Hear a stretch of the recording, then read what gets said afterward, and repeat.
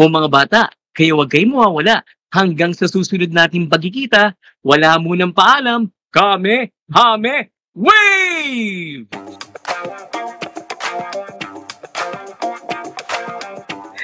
Uy, mga timers natin dyan. Dito na naman kami. Ako ulit si Donnie, siya ulit si Ram.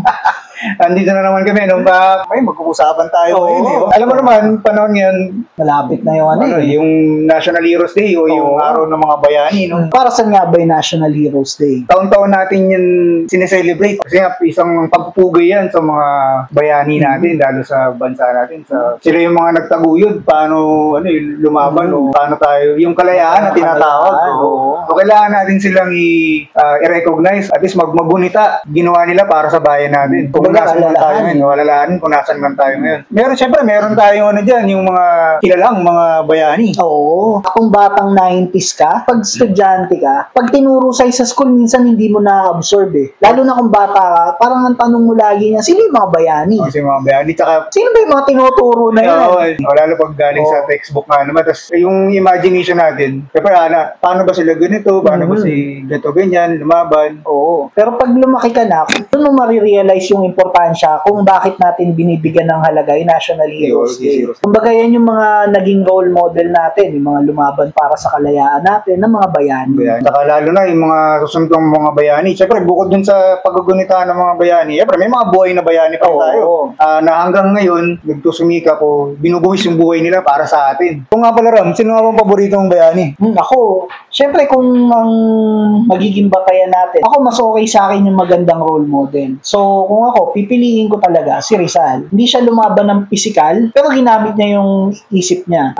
Gusto ko siya kasi pintor siya, artist siya, tapos doktor din siya. Marami siyang kayang gawin. Titignan mo kung paano nag-spread out yung, siyempre gumawa siya ng libro, di ba? Yung No Limit Angere, tsaka El Filibusterismo. Kumbaga sa FB, nag-post siya ng ito yung timeline ko. Tapos nabasa ng mga katipunero natin. Yun yung nag-joke, doon yung talagang nagliyab yung dami nila eh. Diba? Nag-boost yung moral nila eh. Siyempre nga naman, ikaw ba naman ng Kastila sa daang taon, hindi lang mga taon, daan talaga eh.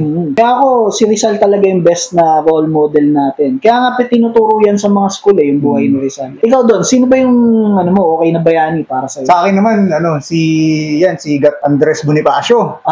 Supremo. Yung kilusan. Yung gagalaw naman. Tsaka kasi yung nagustuhan ko yun, siyempre bukod sa may utak, tsaka discreet na tinatawag. Kumbaga, kasi parang tinago yung mukha niya. Tinago yung mukha niya. Kumbaga, sa mga monumento, sa mga pwedeng hindi na yun yung pinaka-actual niyang mukha eh. Pero meron isang litrato na meron sa, di ba kung nasa Espanya na yun. Yun yung huling nag-drawing sa kanya. Parang yun yung pinaka-picture niya. Doon siya nakita.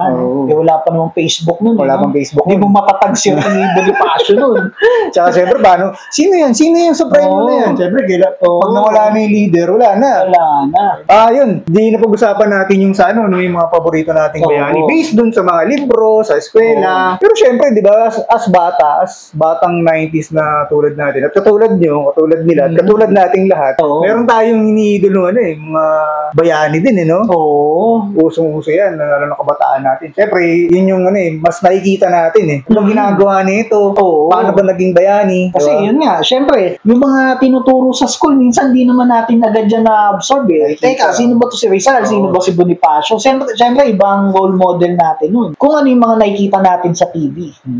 Sino nga ba para sa atin yung isa sa mga isa sa mga tinatawag nating hero ng batang 90s. Ako, para sa akin kasi ang tumatak talaga na hero ng mga batang 90s, isa sa mga unang role model natin, siyempre, si Son Goku.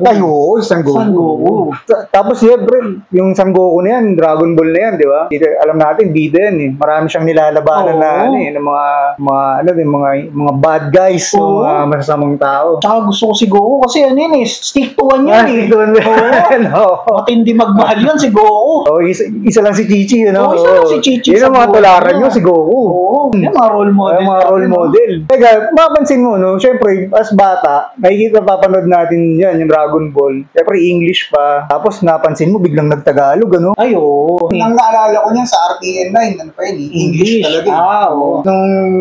Nung nabasa ko, meron daw sa Channel 9, no, na biglang nagtagalog, tapos binalik sa English. Pero, yun nga, as bata ako, siyempre, maliit pa. Oo. Lagi ko napapanood yan, Dragon Ball pa lang, ano na, English talaga. Tapos, panay ang replay. Oo. Isang beses na nga isang linggo, Parang re-replay. pare-pareho yung episode eh, no? Tapos nung nalipat din sa GMA, yun, doon naalala ko na. Siyempre, medyo, ano na ako nun high school. Yan, sa Channel 7 na, GMA 7. Oo. Yan, GMA Authority, astig. Oo, yan na yung maraming kasabayan Dami namin. ng cartoons Mga yan. anime Oo, nun, ano? yan. Oo. Ngayon, yung boses na yun. Siyempre, di ba natin kilala kung sino yung nagbuboses Oo, na yun? hindi eh. natin Dami-dami. Kumbaga, merong actor, merong voice actor. Basta alam natin si Goku yun. Basta alam natin si Goku. Oo. Pero yun nga, sa kaka-research ko, tinignan ko, sino nga ba yung mga nagbubuo? Siyempre gusto mong makita sino eh. nga yun? Nasa likod ng boses Oo. ng Goku na yan eh.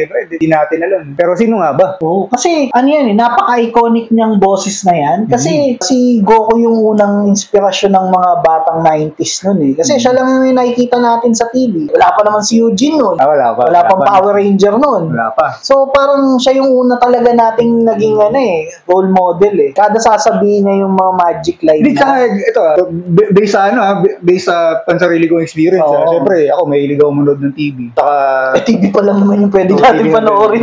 Yun talaga libangan. Saka, siyempre, doon nagsasama sa amin. Oo. Ang ano dyan, yung pinaka-twist talaga sa akin is, siyempre, alam ko na yung Goku Dragon Ball sa Channel 9, tapos lumipat sa 7, pero alam ko, English pa siya. Pero yung time, ang naalala ko doon, nanonood ako nun, siyempre, gabi yung Dragon Ball. Diba? Oo. Kaya di ako magagabi. English yun. Tapos biglang nagtagalog. Oo. Sabi ko, teka, parang, hindi ba ano yun? Hindi ba unusual sa isang palabas, Oo. biglang nagtagalog? Pero kasi nung English yun, parang ako hindi naman ako magaling mag-English nung Oh, bata syempre, ako oo. eh, hanggang ngayon eh. So hindi ko siya naiintindihan. Oo. Pero nung nagtagalog na, Tsaka alam natin, pagka nagagandahan tayo sa Dragon Ball, based on their action. oo, kung anong Oo, ginagawa. sa anime. Alam natin, malakas si Goku Oo. nun. Pero Tsaka nung- loyal siya kay Chichi.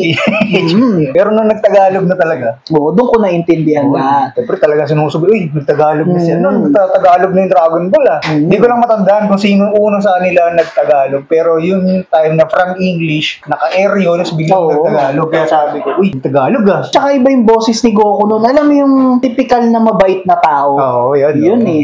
Yung may paggalang. Tagalog. Oo. Mga magandang role model. Tsaka doon din ako talaga. nadali nun sa school eh. Simula nung nagtagalog yun, syempre kinamamagaan. Uy, napanood mo ba yung Dragon Ball? Oo. Ang Syempre, sarap niya. pangalan ko na naman ng natawag pag Sa gumagawa. Boise na naman. Oy, ito na naman, Mr. Anon. Eh kasi nga, doon mo lang sila pwedeng pag-usapan. Pag-usapan. Kaya yun nga, di ba, nung nalaman natin na nagtatagalog na, tapos yung iba, syempre mapapaisip tayo, sino nga ba yung nagtatagalog mo yun?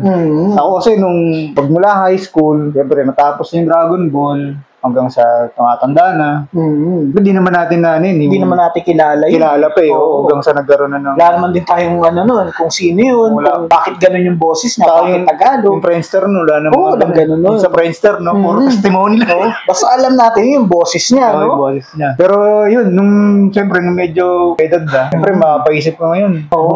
Ito na yung inner child din talaga eh, no? Yun na yun. Yun doon ako kumikirot na, Oo. sino nga ba yung nag-boss dun kay Oo. Goku? Sino ba nag-boss dito sa ganitong anime na cartoon? Ito, paisip mo, talo ngayon, meron ng Facebook na Oo. makikita mo. Meron Madali ng mo na Google, ma-access lahat eh. makikita mo kung sino. Oo. So, nung dun sa ni Goku, syempre napaisip ako eh. Nag-research kami. Nag-research din ako, sabi ko, sino nga ba yung nagbo-boss Oo. niya? Ngayon may nakita ako ngayon sa Facebook.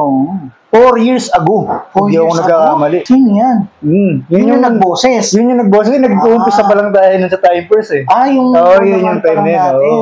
Sino ba yan? Kaya mapapansin nyo yung mga luma naming video, lalo sa dulo. Yun, doon ko pinapasok yun. Oo. In-inspired kasi. Kasi iconic. Iconic kasi yun eh. Oo. Lalo na sa mga batang 90s. Oo, kung maalala nila yung Oo. boss na yun. Sino ba yan? Sino Sino nga ba yung nag-boses kay Goku? Ang nakakita ko niyan sa Facebook si Sir Jeff or Jefferson Otanes. Okay. That was 4 years ago nung nalaman ko yun. Sino ba si Sir Jeff Otanes? Oo nga eh, yan. Sino nga ba? Hindi nyo kilala yun. Sino yan? Hindi nyo kilala. Si Goku Shirama, ikaw ba? Si Goku Purple at asawa. Stalker ko yun. Stalker pala yun, stalker. Si Goku. Eyeliner. Goku Purple. Goku Purple. Oo. Kaya pala pamilya. Anyway, moving forward. Ayan. Natanong niyo kung sino si Jefferson Oh, Tanes? Sino ba yun? Sino ba yun? Tanungin natin dito sa Bible. Ayan. Saglit lang, may password kasi to eh. Siyempre, kailangan secure. Oo. Kahit super saiyan ka, dapat may security pa rin eh. Di mo ba kayo na-traffic nung Kasi nagulat ka bigla eh. Hindi. Ganun ko eh. Instant transmission. Ayun. Walang pamasahe. Wala mo pa sa... Oo. Libre ba yun? Libre lang. Libre sakay. Mamaya, sakay kayo. Hindi kasi yan, si Sir Jeff, maraming binosesan niya na anime. Hindi lang si Goku. Hindi lang si Goku. Oo, yun. Nabanggit nyo. Isa, si Oo. Goku. Tapos meron din yan kay Detective Conan. Si Detective Conan? Hindi siya. Ay, di ba? Si Detective Si Conan. Kogoro Mori. Si ano, tulog. Ganun lang lagi yan, di ba? Yung detective. Oo. Yung pag tinamaan ni Conan Siya ng Basta. Conan!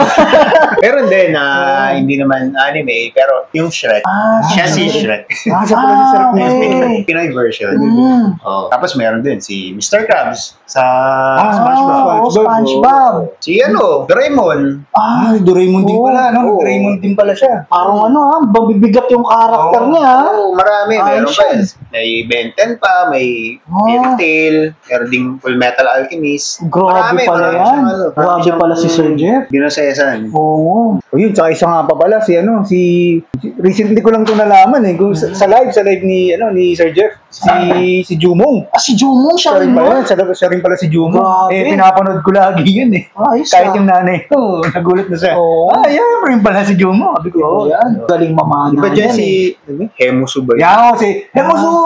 Yung bulag na. Oo. Walang pero ang galing mamana. Ang galing mamana eh. Idol ko mamana yan si Jumong. Sa sikat na sikat yan. Tsaka puro bida yung halos inaano niya, no? Binobosesa niya. Almost nga, parang mga Parang mga protagonist talaga.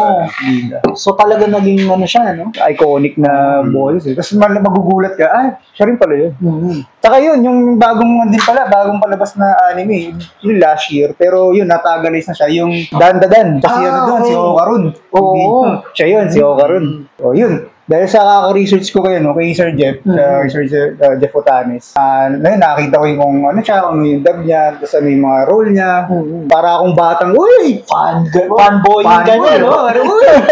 Si Goku! Oo. Kakasunod-sunod ko sa kanya. Ayun, nabigyan tayo ng Chance, no? pagkakataon na ma-interview si Goku. O Goku ng Pinas, yung tawag sa kanya eh. Mapapanood nila yan dun sa video. Saan video? Ay,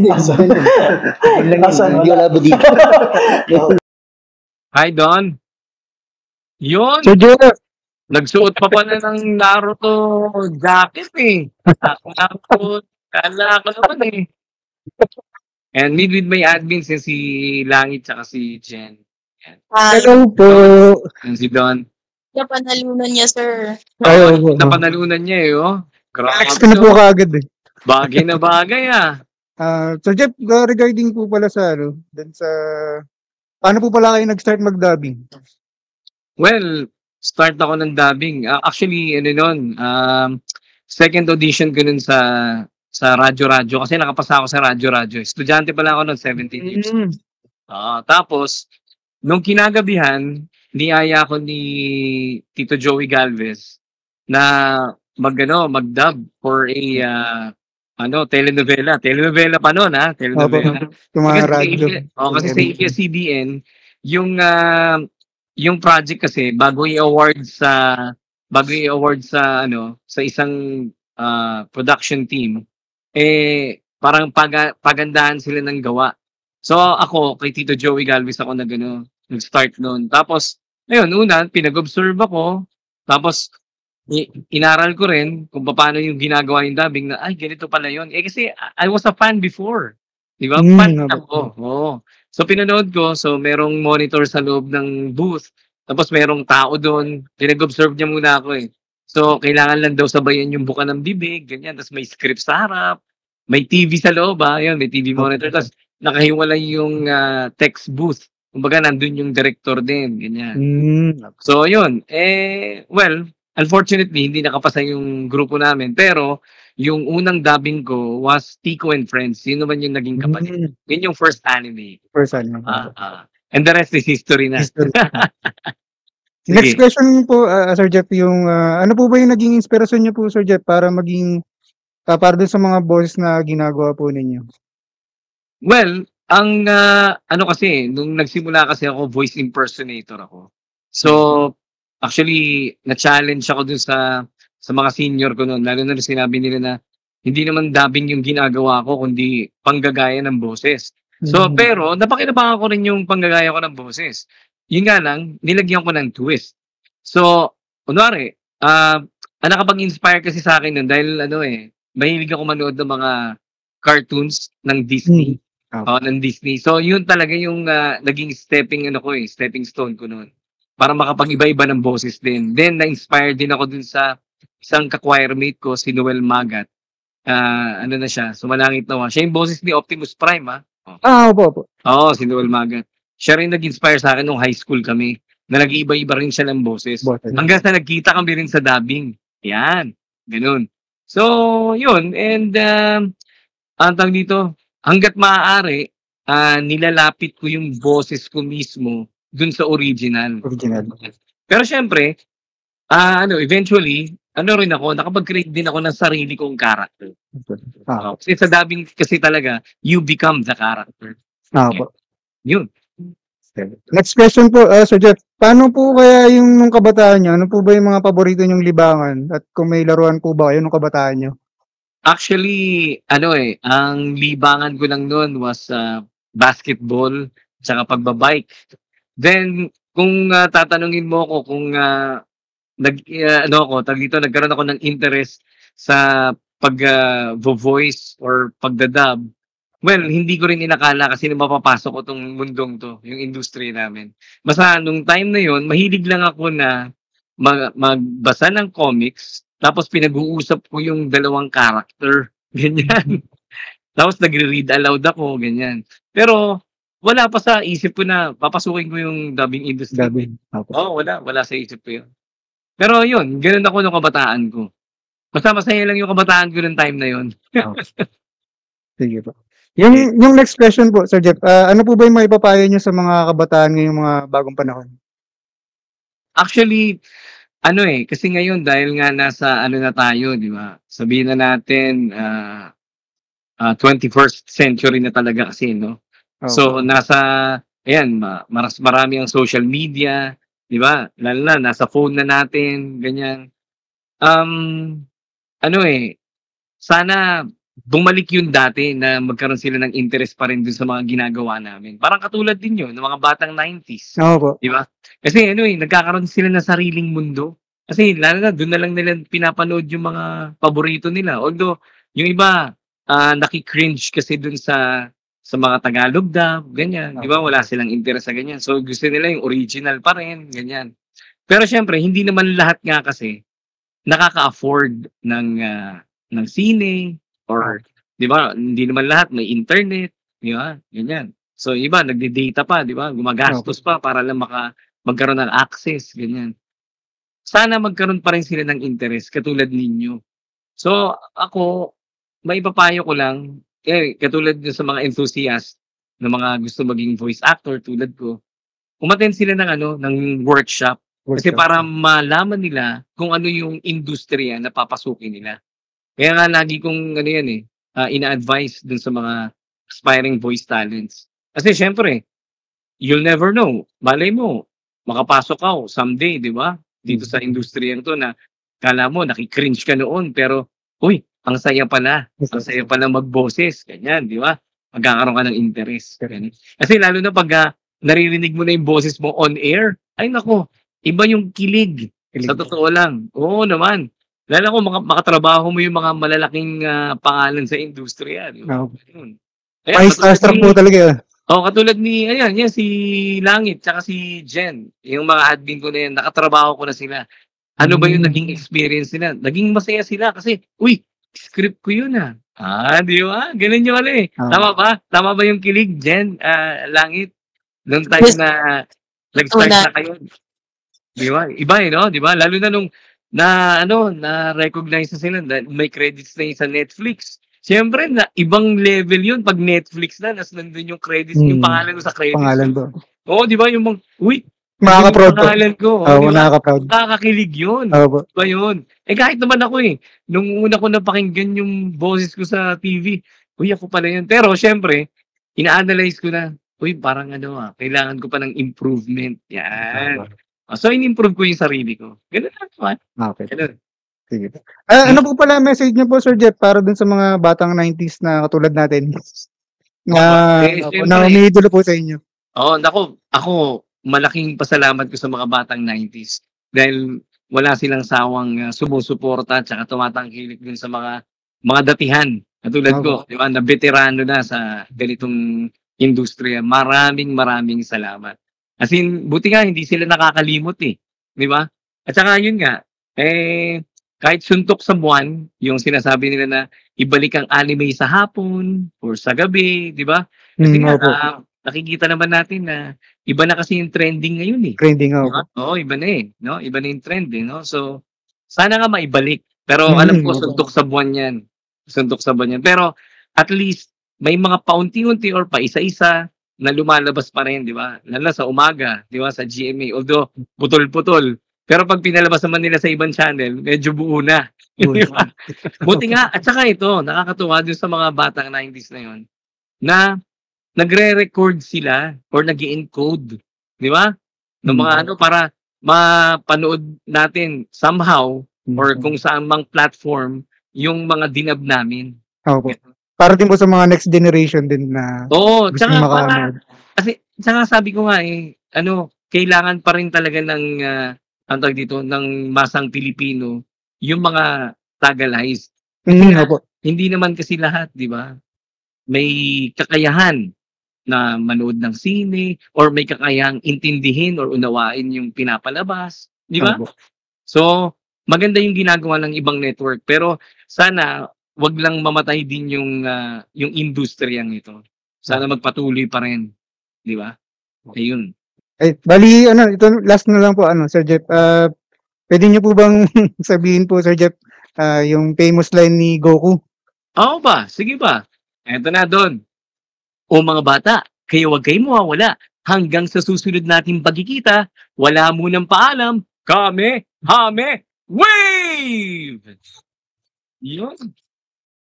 Hindi nakapanood niyo ngayon yung interview na yung kay Sir Jeff. Talagang ayos. Memorable yun. Mabilis lang pero solid yun, grabe. Saka yun, talagang yung alam mo yung pag-fan ka. Actually doon ko nalaman ngayon yun yung alam mo pag may fan ka na tulad yan, sila Nora Honor, Vilma Santos. Iba pala pag may fan ka talaga kasi ako, di naman ako talaga yung typical na fanatic sa mga artista. Pero pagdating talaga dyan sa anime, isa si Goku sa mga inaangahong tunay na, siya pala yun. Saka nakaka-inspire talaga yung sinasabi ni Sir Jeff. Lalo na yung linyahan niya na, yung sa dulo. Palagi. Palagi niyang pagkatapos ng palabas nun, mababanggit niya talagang, nood ulit ako. Ako, madami ako napulot na aral dun sa mga sinabi niya. Yan nga lang, kada sasabihin niya yung line na yun, maano ka rin parang, tapos na. Oo, parang maulitin ka. Bukas ulit. Pero feeling ko yun kasi yung naging iconic dun sa boses ni Sir Jeff, lalo na nung panahon nating 90s. Kasi kada sinasabi niya yung kataganay na, mga bata hanggang sa muli, lagi kang may nilulook forward Kasi alam mo, kahit alam mong 1 week pa bago ipalabas yung mga palabas dati, kahit alam mong bukas pa, nagkakaroon ka ng lakas para mag-abang ulit kinabukasan Papasok ka ng school, kung ano yung kailangan mong gawin, magtatrabaho ka. Parang kape lang yun. Hindi ako bumabangon. Ako doon ako bumabangon Kasi di ba parang hintayin mo ulit yung palabas niya Tsaka asa kang babalik si Goku. Yun yung magbibigay sa'yo ng lakas. Tsaka ako na-apply ko yan sa pagtatrabaho. Pag marami na akong ginagawa, feeling ko, kailangan ko na mag-super saiyan. Dami ko nang ginagawa. Nag-judge ka rin. Sino ba hindi gumawa nun dati? Ako ginagawa ko Ayaw talaga Kapag may kaaway ka, pag mag-super saiyan ka kasi ako. Pag tinawa mo ng ganyan, nakaganon ka rin. Hindi mo ako matitibag. Yung mga yung mga away bata, hindi mo matitibag. Naka-super saiyan ako. Pero tsaka yun talaga yung importansya ng mga role model natin dati. Na sa paglagay ko, wala nang ganung mga masyadong role model ngayon. Kasi dati kita mo, yung mga naging role model natin, si Goku. Sipin mo yung mga katangian ni Goku, di ba? Malakas, magalang, mapagmahal, tumutulong sa tao. oo, magaling na ama. Iba talaga si Goku. Di, tsaka yung isa pa, yung, syempre lahat ng bata, sino nga bang hindi gustong maging Oo. Super Saiyan? Di ba? Isa sa Oo. mga pinapangarap, gusto ko rin maging Super Saiyan. Ako nung bata ako, pangarap ko maging Super Saiyan. Dahil isa sa mga yun, isa sa mga pinapangarap natin yan. Malamang kayo din, di ba? Yung maging Oo. Super Saiyan. Sino nga bang hindi? Ang lakas ni Goku, no? Tsaka yung isa pa dun sa isa pang technique ni Goku, no? Yung Genki Dama o yung Energy Ball. No? Oo. Yung kailangan magtulong-tulong, yun yung isa sa ano, yung napansin ko dun sa Dragon Ball eh. Oo. Kumbaga para mag-appeal yung isang struggle, kung magsama-sama kayo, maliit man yan, O malaki. o malaki, di mo napagsama-sama Yung Energy Ball. yung skill na nangaagaw ng lakas pero walang mali siya. Wala pang mali siya nun yung time na gano'n, ano? Pero nangaagaw ng lakas. Oo. Tapos makikita mo na yung babato na ni Goku. Oo. Ibig sabihin, kahit di malakas yung tao, di ba, ultimo kalaman nga, di ba? Oo, nagkaroon ng contribution, Contribution, no? contribution, may energy. Oo. So, basta tulong-tulong, sama-sama, kayang-kaya. So speaking pala, no, parang kailangan ni Sir Jeff ng tulong natin ngayon eh. Oo, so, sa Oo. mga ano niya, meron siyang karamdaman na yun, Mhm. yung kailangan ng agarang operasyon sa Mhm. heart surgery. Yun, so malapit na yun. At Mhm. yun, naglilikom ngayon ng pondo para makaipon dun sa pang-surgery niya. Bukod dun sa, ano din siya, nagda-dialysis din kasi siya. Oo. Diabetes. Sana sa maliit na paraan natin na ganito, makatulong tayo para mahikayat silang tumulong din kay Sir Jeff. Pero kahit mag-share lang ng kahit konting enerhiya. Parang ano yun eh, parang yung sa energy, kahit kote, kung sama-sama, Oo. ay wala imposible na. Mabubuo yung Mabubuo yung bola, mabubuo yung Ilalagay na lang namin din yung details para sa mga gustong tumulong kay Sir So, Jeff. tsaka yung Facebook ni Sir Jeff. Oh, yan, Sir yung Jeff, meron si Sir Jeff, yung Ilalagay din namin Pwede yan. siyang i-follow. yung Goku ng Pinas. Search niyo lang yan. Pwede namin din ilagay yan kung saan. Nag-iisang Goku ng Pinas. Mga timers natin dyan. So, yung mga nanonood ba ng mga una nating video, yan, malamang napanood din nila. Isa yun dun sa mga sinasabi ko rin eh. Kaya inspired talaga ako dyan kay Goku o kay Sir Jeff. O, paano ba yan? O, mga bata, kaya huwag kayong mawawala. Hanggang sa susunod na pagkikita, paalam! Ito na, kailangan natin mag-isang transmission. Sakay na. May discount ba dyan? Super Fairy! Sa Jante po. Paswipe na lang.